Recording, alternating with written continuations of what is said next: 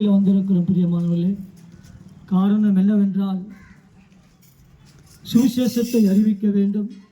இந்த சுவிசேஷத்தின் மூலமாய் நீங்கள் அறிந்து கொள்ள நல்ல காரியங்கள் உண்டு இதில்.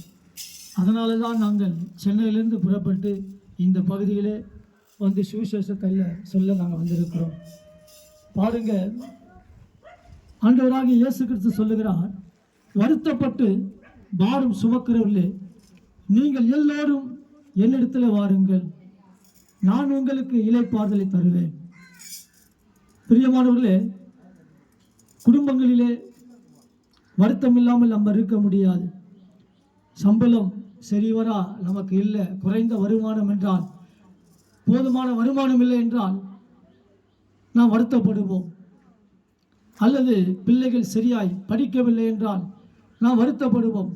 நம் குடும்பத்தில் சமாதானம் இல்லை என்றால் நாம் வருத்தப்படுவோம்.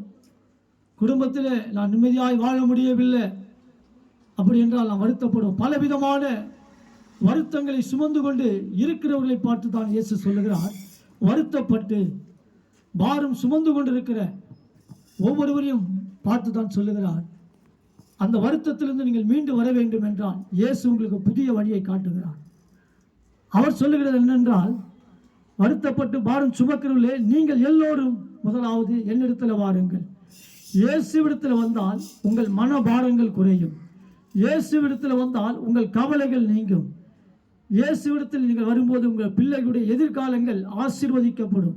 இயேசுவிடத்தில் நீங்கள் வரும்போது உங்கள் குடும்பத்திலே சமாதானம் நிச்சயமாய் கிடைக்கும். நாங்களும் ஒரு காலத்திலே இந்த இயேசுவை, நான் சொல்லுகிற இந்த இயேசுவை அறியாத மக்களாய் இருந்தோம் நாங்கள் எல்லோரும். அப்படி இருக்கிற பட்சத்திலே எங்கள் போக்கிலே நாங்கள் வாழ்ந்து கொண்டிருந்தோம்.